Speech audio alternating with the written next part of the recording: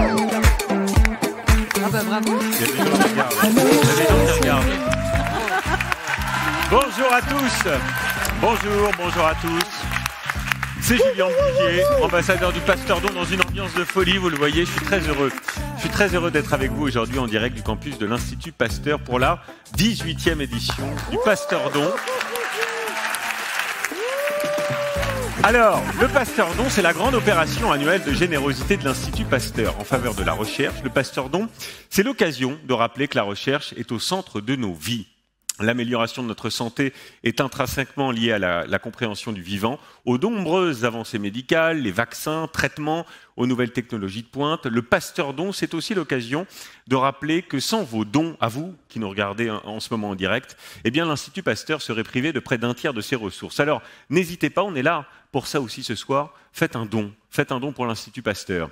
Aujourd'hui, nous sommes sur le campus de l'Institut, mais aussi en direct live, donc sur le site internet de l'opération, sur Facebook, sur YouTube, avec un objectif, apprendre plein de choses sur le corps humain et la santé, tout en passant évidemment un bon moment. Voilà. Et ça commence à ma gauche. Alors, on a préparé pour ça un quiz du Pasteur Don, un quiz qui va permettre de répondre, vous allez voir, aux questions de santé que vous posez, sans doute aussi chez vous, vous qui nous regardez, pour vous et votre entourage. Et pour cette aventure, je ne serai pas seul. Nous avons deux équipes de choc, de super choc. Je commence par la première à ma droite, l'équipe A, équipe composée de Julia Vignali et Jimmy Mohamed. Bonjour. Coucou les amis. Salut. Bonjour Julien, bonjour à tous. Julia, vous avez un petit avantage, vous. Pourquoi ? Parce que vous êtes avec un docteur. Ah oui, mais moi je suis Vous très êtes avec un contente de médecin. mon coéquipier. Je pouvais pas mieux tomber, il est médecin. Enfin, je crois. Oui, c'est effectivement ça. Mais j'ai un peu la pression du coup. Oui, je comprends. Moi pas du tout. Moi je vais me reposer, je vais me laisser faire. Parce que je crois que moi j'ai fait des études qui n'ont rien à voir avec tout ça. J'y connais rien, mais je suis sympa. Voilà, Merci sur un malentendu, d'être là. ça peut marcher. Julia Vinali, ambassadrice cette année de l'Institut Pasteur. Merci infiniment Julia d'être là et Jimmy qui est engagé avec l'Institut Pasteur depuis maintenant bien longtemps. La deuxième équipe, s'il vous plaît, applaudissements.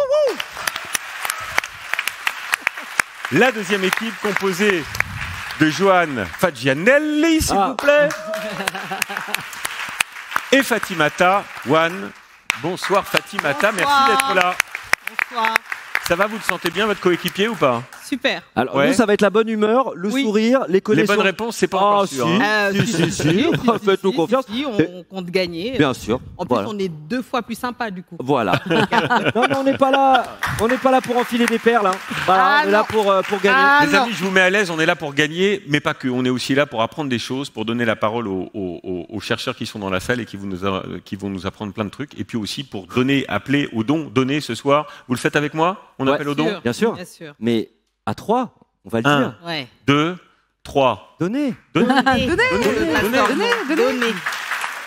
Alors, comment va se dérouler ce quiz? C'est simple. L'idée, c'est de tester vos connaissances sur 4 grandes thématiques de recherche et de santé publique, sur lesquelles de nombreux chercheurs de l'Institut Pasteur travaillent chaque jour, des gens formidables.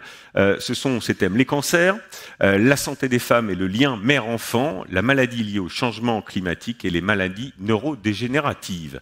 Alors voici les règles. Chaque partie comprend 2 questions. Une question sur chacun des thèmes qui sera posée à tour de rôle à chacune des équipes, l'équipe A et l'équipe B. Chaque question aura donc plusieurs propositions de réponse, avec une seule bonne réponse évidemment. Une bonne réponse permet de marquer, devinez quoi, 1 point. Une erreur ou pas de réponse ne marque, devinez quoi, aucun point. L'équipe aura 40 secondes maximum pour se mettre d'accord sur la réponse. Vous avez le droit de discuter entre vous évidemment. On n'a pas le droit au téléphone? Non, a priori non, vous n'avez pas le droit au téléphone. Ok. Faut le ranger sous la table. Et pour renforcer le suspense jusqu'à la fin, la question du dernier thème comptera double. 2 points. C'est là où donc vous pouvez vous rattraper sur la dernière question et le dernier thème a priori. Est-ce que les règles sont claires pour vous qui nous regardez, pour vous dans la salle? Oui. On y va? Alors d'ailleurs, un petit mot pour ceux qui sont avec nous via les réseaux sociaux, n'hésitez pas à nous rejoindre sur le site du pasteurdon.fr.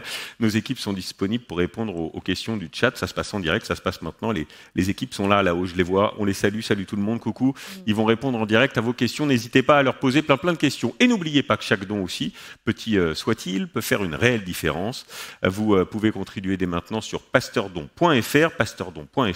Ensemble, nous pouvons soutenir cette belle cause et aider à financer des recherches recherches essentielles. Chaque geste, on le répète, compte pour faire avancer la recherche. Cher public, dans la salle, et vous qui nous regardez derrière votre écran, est-ce que vous êtes prêts? Oui. Alors c'est parti, on y va, jingle.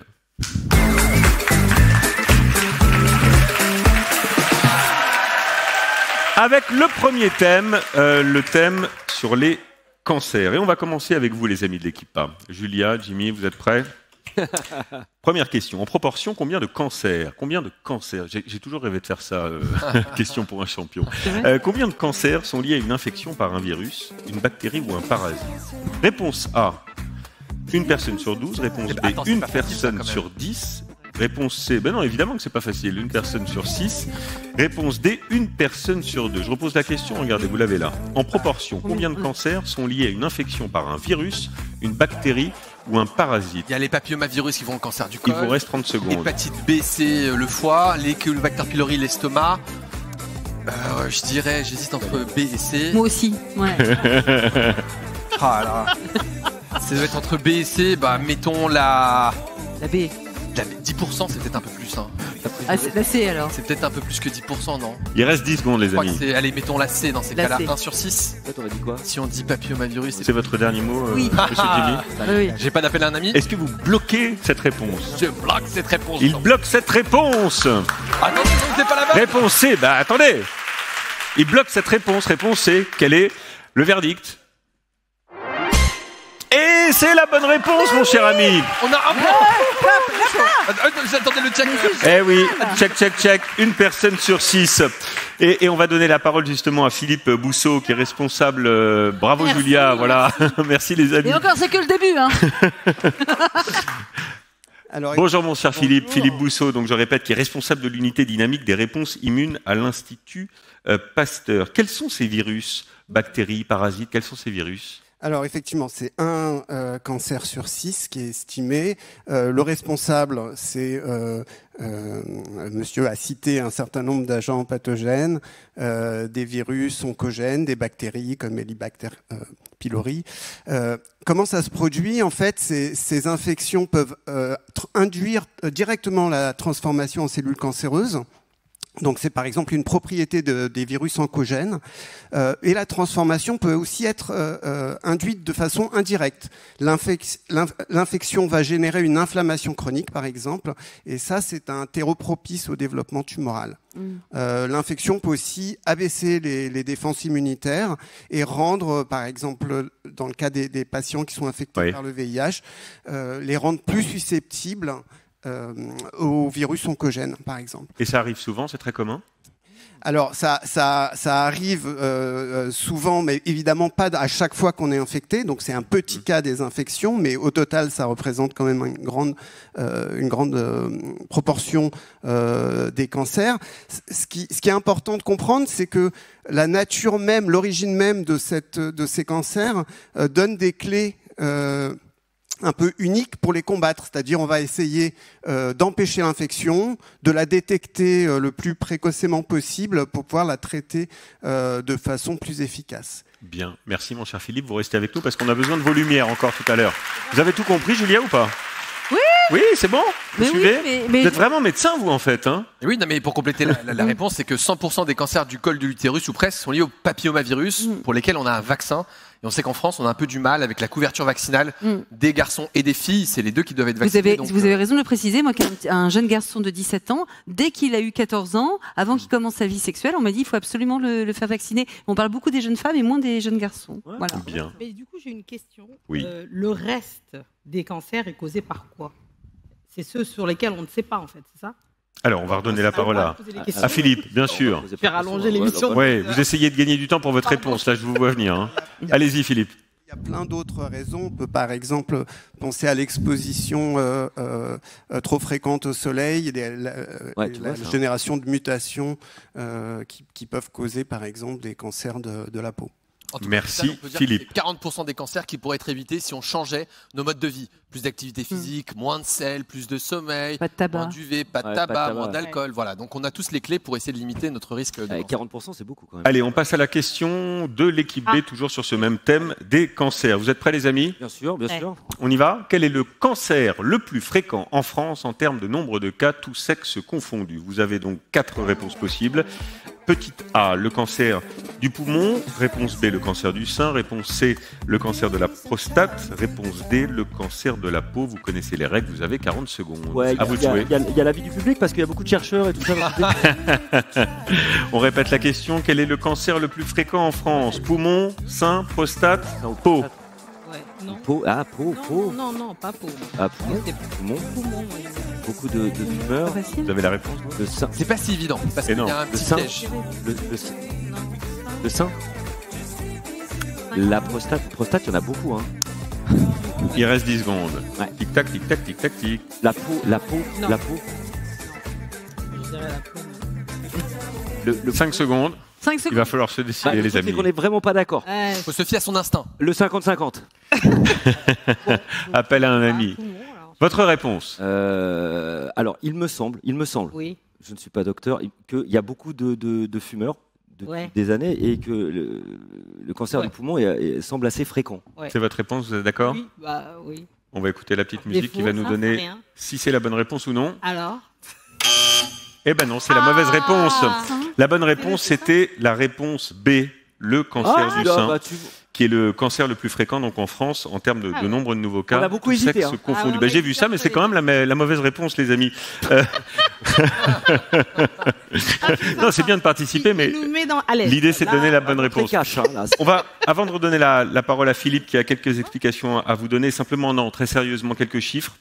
Selon l'Institut national du cancer, il y a eu en 2023, donc on va rappeler les chiffres, 61 214 nouveaux cas de cancer du sein, 59 885 nouveaux cas de cancer de la prostate, 52 777, donc vous voyez juste un petit peu en dessous, Ouais. nouveaux cas du cancer du poumon, et 47 582 nouveaux cas de cancer vrai que la- colorectal. Philippe, est-ce que le cancer du sein a d'ailleurs toujours été le cancer le plus commun, j'allais dire, comme c'est le cas aujourd'hui et comme le montre cette réponse? Alors, c'est un cancer qui est Le plus répandu, qui est, c'est plus juste. qui est très fréquent, effectivement. Si vous me permettez, je voudrais aussi insister sur le fait que ces cancers, vous avez cité le cancer du sein, cancer de la prostate, cancer du poumon, qu'il s'agisse de ces cancers, qu'il s'agisse des tumeurs cérébrales, qu'il s'agisse des cancers du sang, pardon, l'Institut Pasteur est vraiment mobilisé. On a plus de 50 équipes de recherche qui travaillent pour essayer de comprendre comment se développe le cancer, quels sont les nouveaux talons d'Achille qu'on pourrait identifier, quelles sont les thérapies innovantes qu'on pourrait développer. Et c'est vraiment un domaine qui va très vite. Je voudrais citer par exemple le cas des immunothérapies. C'est une révolution en marche. C'est des traitements qui vont chercher non plus à cibler la cellule cancéreuse, mais à stimuler le système immunitaire. Et à l'Institut Pasteur, on est aussi aux avant-postes. On aimerait contribuer à cette révolution en développant les immunothérapies de demain et en espérant enrichir l'arsenal des médecins pour combattre ces fléaux. Donc, devant nous, il y a beaucoup de travail, mais il y a aussi, surtout, beaucoup d'espoir. Merci Philippe, on peut l'applaudir. Merci. Alors, on va rappeler les scores à l'issue de ce premier thème. 1 pour l'équipe A. Bravo Et les zéro amis. après. Bravo les amis. C'est un beau score. Hein. Et 0 pour l'équipe B. Ouais, c'est un beau score. Voilà. Allez, on continue, on enchaîne avec le deuxième thème. Ça a été super. Bravo. Le deuxième thème autour de la santé des femmes et le lien mère-enfant. Avec cette première question pour vous les amis, ça parle de célébrités, vous allez voir. De nombreuses célébrités comme Cyndi Lauper, Daisy Ridley, Whoopi Goldberg et Nora Malagré ont déclaré souffrir d'endométriose. C'est une maladie évidemment chronique qui provoque des douleurs aiguës au moment des règles, des rapports sexuels et qui peut entraîner une grande fatigue, des nausées et parfois même de l'infertilité. Alors, la question est la suivante. Quelle est la durée moyenne pour diagnostiquer l'endométriose? Voilà, moi je dis. On va voir les propositions C'est s'afficher. Réponse A, 1 mois. B, 1 an. C, 3 ans. D, 7 ans. Avec Jimmy, on va pas tergiverser, on est assez d'accord. Parce que je ne crois pas me tromper, avec tous les témoignages, vous parlez de célébrités, de plus en plus, on parle de cette maladie. Et j'ai l'impression que le vrai problème, c'est aussi le temps du diagnostic. C'est-à-dire qu'il y a des errances médicales à ce sujet. Je ne crois pas me tromper, Jimmy. Oui, moi, on met du temps et donc c'est la réponse D, 7 ans. D'ailleurs, il n'y a pas une endométriose, mais des endométrioses. C'est peut-être ça aussi le retard diagnostique, parce que souvent on associe uniquement les douleurs de règles, mais en fait ça peut aussi être des douleurs pendant les rapports, des troubles digestifs, et c'est pas uniquement j'ai des règles un peu douloureuses. Et on rappellera qu'il n'y a pas de règles douloureuses, c'est pas normal. Et que si on n'est pas soulagé, ça veut pas dire qu'on a de l'endométriose, mais qu'il y a peut-être quelque chose et qu'on doit faire des examens, mais malheureusement on met du temps et donc on va bloquer cette réponse. Et on bloque cette réponse. Est-ce que c'est la réponse D? Ah ouais. Et bravo. Réponse D. Réponse D, 7 ans. On va en profiter pour donner la parole à Eulalie Liorzou. Bonsoir Eulalie. Bonsoir. On s'est rencontrés tout à l'heure dans la coulisse. Vous êtes doctorante au sein du laboratoire de génomique fonctionnelle, vous me dites si je me trompe, comparative à l'Institut Pasteur. Peut-être une question simple, pourquoi ce diagnostic est si long? Eh bien, comme vous l'avez très justement dit, c'est très long parce que déjà on connaît très peu de choses sur cette maladie. Il y a plusieurs formes d'endométriose et tout d'abord parce que quand on a une maladie, on parle de nos symptômes. Et les symptômes de l'endométriose, c'est tout d'abord le plus connu, les douleurs pendant les règles, et ça a longtemps été admis que c'était normal. Donc, ça a retardé le diagnostic. Le deuxième problème, c'est qu'aujourd'hui, les symptômes ne sont pas spécifiques de l'endométriose. Donc, avoir ces symptômes ne suffit pas au diagnostic. Les moyens qui sont utilisés aujourd'hui, c'est des moyens d'imagerie notamment. L'imagerie, c'est l'échographie ou l'IRM. Cependant, certaines formes d'endométriose sont invisibles à l'imagerie. Et aussi, les médecins ont besoin d'être experts pour bien interpréter ces diagnostics d'imagerie. Donc, on n'a pas de bons moyens de diagnostic aujourd'hui. À l'Institut Pasteur, donc dans l'équipe de Cabine Berthelot, on travaille à développer un nouveau moyen de diagnostic qui se baserait sur le sang des règles. Donc le sang des règles, on sait qu'il est impliqué directement dans le développement de la pathologie. Et nous, on essaye de trouver des marqueurs dans le sang des règles qui sont présents seulement chez les femmes qui ont donc de l'endométriose. Et donc le but à terme serait de proposer ce test qui serait faisable facilement en laboratoire. On aurait juste à amener un échantillon de nos règles pour se faire diagnostiquer. Ah. C'est la recherche en cours. Bravo. C'est génial. C'est passionnant parce que... Bravo, parce que ça pourrait réduire considérablement le temps du diagnostic. Ça pourrait, oui, et c'est aussi un moyen non invasif, faisable partout, pas seulement dans des centres de référence. Mais c'est et ça pourrait voir le jour bientôt? Non, malheureusement, la recherche, c'est très long. Déjà, ça a besoin de financement. La santé des femmes est sous-financée, notamment. Et c'est le début des projets. Donc là, répétez ce que vous venez de dire, c'est super important. Non, mais sérieusement, la santé des femmes est sous-financée. Voilà, il faut le savoir parce qu'on parle beaucoup d'inégalités entre hommes et femmes et c'est l'une des inégalités dont on parle peu. Il y a moins de recherches pour la santé des femmes que pour la santé des hommes. Merci de leur dire. Ça bouge? Oui, ça bouge. Bravo, on peut l'applaudir, bravo. Bon, avec tout ça, vous avez un point supplémentaire. Ça se passe bien pour eux. Hein. Ça va les amis? Pas trop de pression? Ça va, non. On y va pour votre question. L'équipe B. C'est un beau match, c'est un très beau match. Aucune pression. Allez, question 2 pour vous. Quelle infection? La réponse, hein. Les femmes, on va voir si vous avez la réponse sur celle-ci. Voilà. C'est toujours quand on est chez soi. Ah, mais j'avais la réponse presque. Hein? Toujours. Quelle infection les femmes enceintes peuvent-elles contracter au contact de jeunes enfants avec des risques graves pour le fœtus? On regarde les propositions. Réponse A, la toxoplasmose. Réponse B, le cytomégalovirus. Réponse C, la listériose. Réponse D, la grippe. Okay. Vous avez 40 secondes. La grippe. Ouais. Hein? Est-ce que tu as la réponse, Jimmy? Je ne connais pas une infection. Toi, tu l'as, Julia. C'est la réponse. Tu vas regarder sur mes fiches. Je sais. Ah, tu sais. Avec la salade. Ah, c'est la... Je dis qu'il faut laver les salades. Mais il n'y a pas, parce que moi je me souviens, avec ma femme, on parlait toujours toxo. Il vous reste 15 secondes, les amis. Avec les salades. Il faut laver les salades. Bon, je te laisse faire. Non, attends. Johan, Fatimata, il vous reste 10 secondes. Ouais, les alors, enfants attends. sont trop grands. Ça s'engueule beaucoup à ma gauche quand même. Il faut réussir à se mettre d'accord. Alors on y va, 5 secondes. Votre réponse. Ça finit presque pareil, sauf pour la grippe. Et alors, quelle est votre réponse? Peut-être la B. Moi, je dirais la B. Vous bloquez? Ouais. Vous bloquez? Ah oui, vraiment. Réponse B. Je voudrais juste savoir ce qu'aurait dit Oui, on aurait- mes copains de l'équipe A. C'est la maladie des crottes de nez des enfants. Oui, c'est Ouais. Ah, très bien. La maladie C'est des crottes de comme nez ça des qu'on enfants. C'est- Bon, on bloque la réponse B. Est-ce que c'est la bonne réponse? Attends, juste pour La maladie des crottes de nez. c'est la maladie des crottes de nez. Enfin, La cytomégalie. C'est quoi, les gars? Joanne, t'es proche du but. Hein, c'est pas maintenant qu'il faut reculer. On bloque la allez, réponse allez, B. mon fils. On bloque la réponse B. Est-ce que c'est la bonne réponse? Eh ben voilà. Ah, t'es une génie. mais- T'es une génie. par Je t'ai un peu aidé, hein. élimination. Par Je t'ai un peu aidé, élimination. Joanne. Bah non, par élimination. La toxo, c'est la salade. Ouais. La listériose, c'est le lait. La grippe, c'est la grippe. Donc il reste la grippe. Et on va poser la question à Françoise Lazzarini, Sérandour. Pas compris. Où êtes-vous, madame? Bonsoir, madame. Vous êtes chercheuse au sein du département neurosciences à l'Institut Pasteur. Question là aussi très simple pour avoir un éclairage pour tous les gens qui nous regardent. Est-ce que ce type d'infection arrive régulièrement? Est-ce que ça arrive souvent?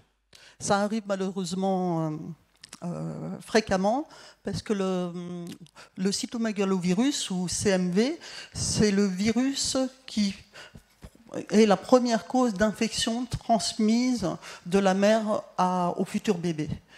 Alors le CMV, la contamination par le CMV se fait par contact avec des sécrétions corporelles comme la salive, l'urine, les sécrétions nasales. C'est pour ça que Jimmy dit la maladie des crottes de nez. C'est pour ça. Ouais. Hein, je croyais qu'il blaguait. Non, c'est Alors, vrai. Ouais. Le virus se transmet très facilement entre les jeunes enfants, par contact direct ou par les tétines, par les jouets.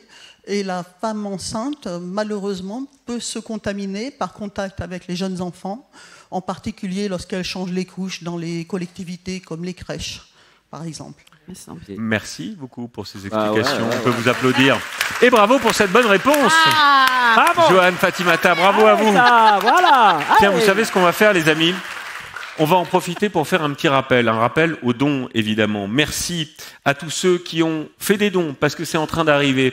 Et pour les autres qui souhaiteraient en faire, c'est simple, hein, on rappelle le site, évidemment, pasteurdon.fr. C'est très, très simple. Continuez de faire des dons ce soir et dans les jours à venir. Vous n'avez pas idée à quel point c'est important pour la recherche. Merci d'avance. Oui, moi aussi. Merci. Alors, on rappelle les scores. Est-ce qu'on peut voir le tableau des scores? Voilà. 2 pour Julia et Jimmy. Et 1 point pour Fatimata et Joanne. Bravo les amis. Alors, tu vois? Allez, on part sur le 3e thème. Allez. Voilà le 3e thème qui est consacré aux maladies liées au changement climatique. Vous savez que c'est un point sur lequel l'Institut Pasteur travaille énormément. Et on va poser la première question à vous, l'équipe A. J'étais en train de lire la question parce qu'elle est super simple, mais la réponse est pas si simple. Quel moustique transmet la maladie de la dengue? Quel moustique transmet la maladie de la dengue? Réponse A, Anophèle. Réponse B, Aedes. Réponse C, Culex. Tout le monde connaît le Culex, bien sûr. Vous avez une idée de la Hein, réponse? Julia? Je l'ai sous les Julien. yeux. Le Culex. Prenez ma place un peu quand je rigole. Je préfère être là, je vous confirme. Ah, moi, Vous avez 40 je secondes. vous dis la vérité, Jimmy, non. Alors là, vraiment, je donne ma langue au chat. Jimmy, t'as la réponse? Je quitte Oui, l'équipe. j'ai la réponse. Alors, la dingue, c'est le moustique Il tigre. est fantastique parce qu'il te laisse aller tout seul dans le mur. Et puis, Mais oui, bah, mais bien sûr, j'ai la J'ai réponse. dit depuis le départ, je compte sur lui. Voilà, je ne sers à rien. Je me soutiens moralement. Il reste 10 secondes. Voilà. Alors, Alors. c'est la réponse B, Aedes, c'est le moustique tigre. Anophèle, c'est le paludisme. Culex, je sais pas ce que c'est, mais du coup, pour moi, c'est la réponse B. Eh bien, je crois que c'est la bonne réponse. On va écouter le ça. jingle. Tu savais ça? Vous êtes un peu agaçant, Jimmy. Hein, vous avez réponse à tout, vous. Ah ouais. Alors ça, pour le coup, on en a parlé au magazine de la santé il y a pas très longtemps. Ah. Ça voudrait dire que je regarde pas les reportages parce que j'ai fait un lancement sur le moustique tigre. Ouais. Et donc j'avais pas d'excuses. Mais c'est Bon, c'est comme une moustique tigre, c'est son petit nom. C'est le moustique tigre, c'est le nom général, et c'est Aedes alboticus ou je sais pas quoi. Enfin, un nom. On dit Aedes, Aedes, Aedes. Aedes, Aedes. Rosae, Rosa. Très bien. On va donner la parole, elle va peut-être nous éclairer à Annabella Fayou, qui est responsable de l'unité. Bonsoir, madame. Bonsoir. Bravo à vous. Responsable de l'unité arbovirus et insectes vecteurs Oui. à l'Institut Pasteur. C'est vrai que tout à l'heure, je disais que c'est un thème, un centre de recherche très très important à l'Institut Pasteur. Oui. Vous êtes là pour nous en dire quelques mots. Où est-ce qu'on peut les trouver d'abord, ces moustiques? Les moustiques, ceux-là, les Aedes, ce sont ceux qui piquent la journée. Ce ne sont pas les mêmes que ceux de la nuit, c'est les culex qui piquent la nuit. Ah. Donc ici, vous avez le moustique tigre, Aedes albopictus. Voilà. Et donc ce moustique, en fait, il est arrivé chez nous il y a récemment, en 2004. Et 20 ans après, il est présent dans plus de 80% de l'Hexagone. Et il transmet des virus, et beaucoup de virus. La dengue, le chikungunya, le Zika et même parfois la fièvre jaune. Et ce qui fait en fait un problème. Et le changement climatique va affecter en fait l'implantation de ce moustique. Il va s'implanter plus facilement et il va arriver en fait avec le déplacement des gens. Ils vont arriver avec des pneus, avec des bateaux, avec de tas de choses. Et j'ai une petite question. Comment est arrivé le premier? Comment sont arrivés les premiers? Justement, c'est par ces biais-là, par le transport? Par le transport, en fait, dans des vieux pneus à rechaper, qui sont arrivés des États-Unis, sont arrivés en Italie et en 1990. Et en fait, sont disséminés un peu partout, puisque les pneus rechappés, vous en avez beaucoup. Et où les moustiques, en fait, vont pondre sur la paroi interne de ces pneus et ces œufs peuvent rester à sec pendant des mois et parfois des années. Et c'est comme ça, en fait, que les œufs circulent dans des pneus. Mais là, comment on va faire à l'avenir, puisque on arrête les pneus, ok? Parce qu'on va arrête vraiment, les pneus. de plus en plus se mélanger. En fait, ces moustiques sont des moustiques qu'on appelle des espèces invasives qui vont profiter de nos activités humaines pour pouvoir se répandre. Alors, si on veut éviter que ça bouge, le moustique bouge, il faut qu'on arrête de bouger. Mais ce n'est pas demain qu'on va arrêter de bouger, donc forcément, il va falloir vivre avec et essayer de faire en sorte que qu'il y ait moins de densité de moustiques, quoi. Eh ben, le Doc Jimmy a réussi à avoir un point en plus avec Julia. Merci madame, merci infiniment, bravo à vous. La question pour vous.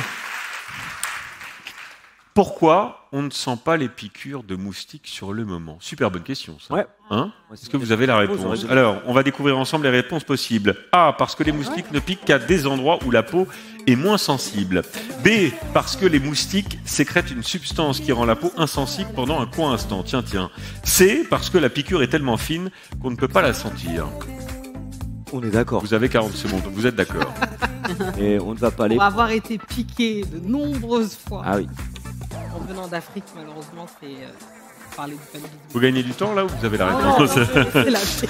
Non, mais est-ce que c'est vrai en revanche que on dit souvent il y a des personnes qui attirent les moustiques et d'autres pas du tout? C'est vrai ou... Alors on va poser la question tout à l'heure à la spécialiste qui va nous aider. Mais là, aucun doute. Hein. Il vous reste qu'un seul. Alors quelle est votre réponse? Non mais parce que... On a le temps, on est bien. Ah bon, très bien. Il reste 10 secondes, alors on y va ensemble. Bon, eh bien... T'es sûr? La B. Vas-y. La B. Oui, je pense que c'est la B. On retient la B. Le gong, voilà. Ah, bravo.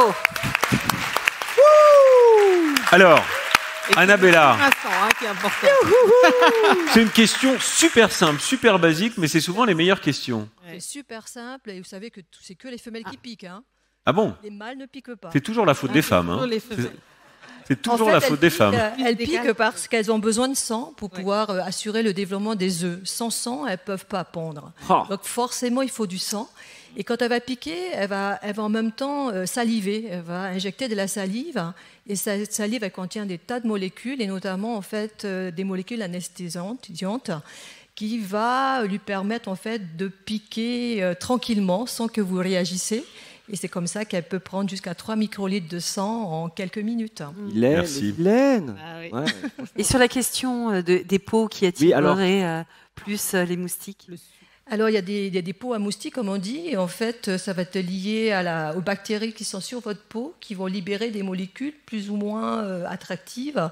Et ces bactéries vont dépendre de votre état, dans quel état vous êtes, si vous avez fait beaucoup de sport, si vous avez mangé très épicé, si vous êtes lié malade. à la sudation, c'est ça? C'est très compliqué. C'est un tas de molécules, et on n'a jusqu'à aujourd'hui pas trouvé la molécule miracle qui vous empêche d'être piqué par les moustiques. D'accord. Parce que moi, par exemple, ma femme, je sais que je peux me balader avec elle toute la journée, on peut passer la nuit ensemble. Elle se fait piquer, elle en a partout, moi rien. Ouais. C'est l'idéal, il faut trouver quelqu'un.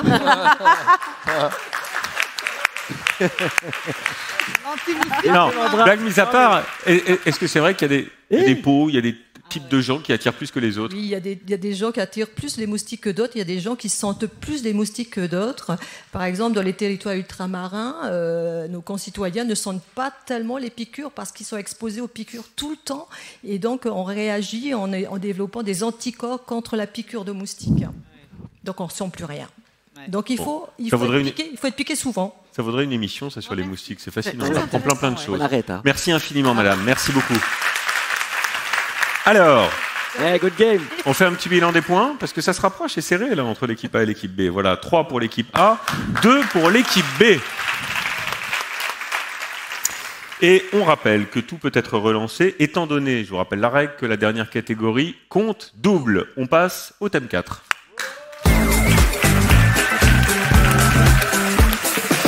Le thème 4 sur les maladies neurodégénératives, avec cette première question pour vous. L'équipe A, les amis, vous êtes prêts? L'acteur Michael J. Fox, célèbre évidemment pour son rôle dans Retour vers le futur. Retour vers le futur, vit depuis de nombreuses années avec la maladie de Parkinson. À quel âge a-t-il été diagnostiqué? Réponse A, 24 ans. Réponse B, 29 ans. Réponse C, 35 ans. J'en ai aucune idée, c'est pas médical ça pour moi. Alors, changez-moi de question. Tu alors, me la donnes. c'est mon moment. C'est pour Julia. Ok, d'accord. C'est pour Julia. Voilà. Allez, Julia. Et c'est à ce moment-là que tout peut être inversé à toi. Parce que aucun de ces âges n'est typique de la maladie de Non, Parkinson. mais Donc il a une forme rare, hyper jeune. En tout cas, Arrêtez de faire le sachant même quand vous n'avez pas la réponse. Non mais c'est pour lui dire attention. Laissez Julia. Là, c'est à Julia, ouais. aidez-moi. C'est jeune ou c'est très jeune? Bah, enfin, C'est articulé. Il vous reste 10 secondes. Quelque chose comme ça. Alors, Julia. 84 mais et attends, ça 29. triche plus que ça triche là. C'est. 24 c'est trop jeune. Bah là, attends, mais 24, c'est non, mais attends. Moi, je pense que c'est 29. C'est votre réponse? Oui, c'est ma Jimmy, vous la suivez? Ah oui, oui. Bah je oui, suis là. Oui. à base. Oui, on bloque Ça cette a- réponse. Alors, jingle, réponse. Et c'est la bonne réponse.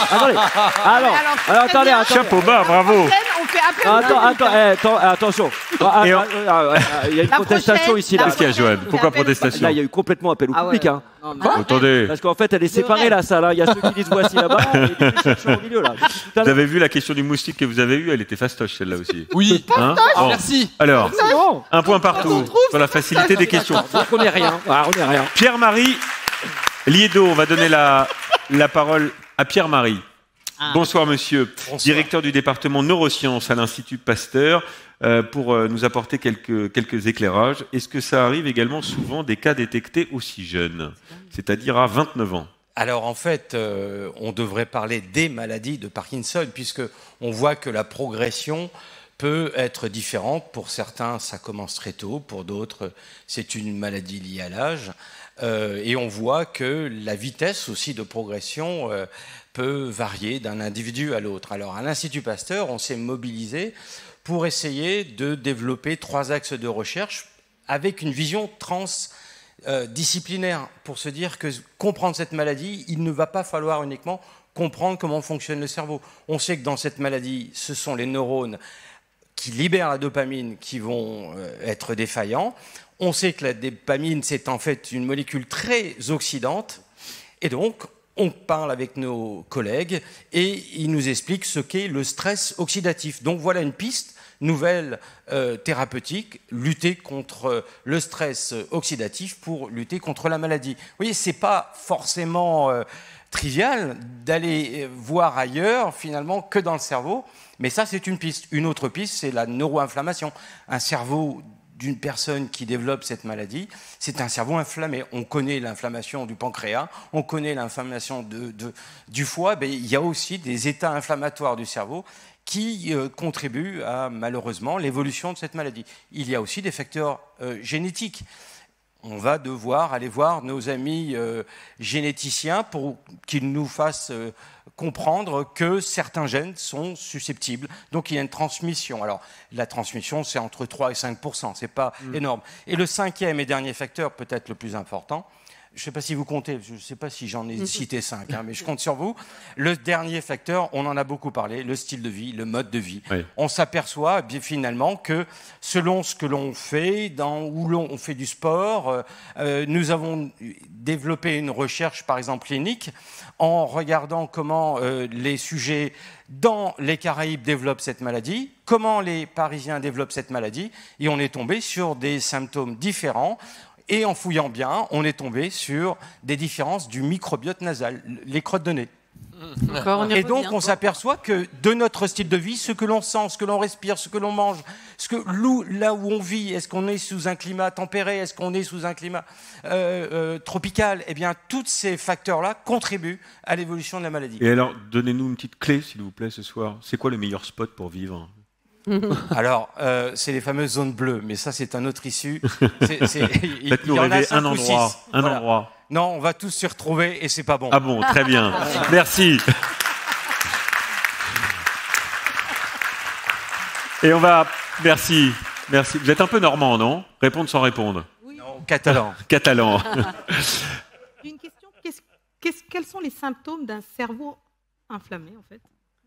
Alors, les symptômes d'un cerveau inflammé, c'est très intéressant parce que ça nous offre, nous, en tant que chercheurs et cliniciens, ce qu'on appelle des biomarqueurs. Il suffira de prendre du sang, il suffira de prendre du liquide céphalorachidien et voir qu'il y a des signaux d'inflammation. Et donc ça, c'est intéressant parce que pour nous, ça nous donne des pistes, évidemment, pour essayer d'anticiper l'avènement de cette maladie. Parce que quand on a perdu tous ces circuits dédiés à la sécrétion de dopamine, on ne peut plus rien faire. La maladie est dite irréversible. Merci pour ces explications. Merci. La prochaine question concerne une maladie qui nous concerne tous. On a tous un proche autour de nous qui est atteint de la maladie d'Alzheimer. Donc l'explication qui va être donnée par la suite va être importante pour vous qui nous regardez. La maladie d'Alzheimer touche, c'est la question. Réponse A, plus les femmes que les hommes. Réponse B, plus les hommes que les femmes. Réponse C, autant les hommes que les femmes. Autant les femmes que les hommes. Prenez 30 secondes de réflexion. Alors, et la bonne réponse se cache dans ces trois réponses. Plus les femmes que les hommes. Vous avez la réponse ? Il a toutes les réponses. Il a toutes les réponses. Vous l'avez ? Tu l'as ? Ouais, tu l'as. C'est la D. C'est la A, moi je te fais confiance. Peut-être pas, ne doute pas. Moi je dirais la C. Tu vois, c'est fou. Il nous reste 10 secondes. C'est toi. J'ai l'impression qu'il y a plus de femmes que d'hommes. Mais... Pense. Et je suis avec toi à fond. L'intuition, c'est toujours ça. Elle sait alors, au début. Hein. Votre intuition. La réponse A. On bloque la réponse A. Réponse. Voilà. Eh bien, c'est la bonne réponse. Bravo. Et voilà. La maladie d'Alzheimer touche plus les femmes. Touche plus les femmes cette maladie-là que les hommes. Ouais, c'est terrible. On sait pourquoi ? Ouais, pourquoi ? Ouais. Est-ce qu'on sait pourquoi ? Est-ce qu'on sait pourquoi ? Alors, je vais tenter quelques pistes. La première, c'est qu'il existe un cerveau de Mars et un cerveau de Vénus. On parle de dimorphisme sexuel. Il y a des régions de notre cerveau qui sont genrées. Deuxièmement, et c'est peut-être le facteur le plus important à comprendre, évidemment, l'espérance de vie. En France, en 2023, l'espérance de vie des femmes, 85 ans, l'espérance de vie d'un homme, 80 ans. Or, le facteur de susceptibilité le plus fort dans l'évolution de cette maladie, dans la genèse de cette maladie, c'est l'âge, évidemment. Troisième facteur, on sait qu'il existe des hormones qui jouent un rôle protecteur. Et donc, après la ménopause, eh bien, la disparition de certaines hormones contribue à des facteurs aggravants, qu'ils soient d'ailleurs par une action directe sur le cerveau ou par la sphère cardiovasculaire. Le cerveau, c'est une machine qui a besoin d'énergie. Dès lors qu'on a une certaine défaillance dans l'apport en sang, eh bien, on a un système qui devient vulnérable. Autre facteur important, eh bien, génétique, on a 1%, il faut le dire. Ce sont des maladies donc multifactorielles. Il y a peu de transmission génétique. Et enfin, le dernier facteur, je reviens sur le style de vie. Et là c'est là où on peut jouer un rôle important à l'Institut Pasteur, c'est d'alerter finalement la société sur le fait qu'un des facteurs les plus graves après l'âge, c'est le stress, et le stress psychologique. Or, il s'avère que les femmes vont être certainement plus stressées que les hommes, et j'espère que la société va prendre en compte cette notion-là. Messieurs, prenez votre part de charge mentale. Alors, Parce que c'est ça qu'il y a derrière ce que vous dites. Absolument, mais je fais la vaisselle, je passe l'aspirateur, et je m'occupe des enfants. Alors...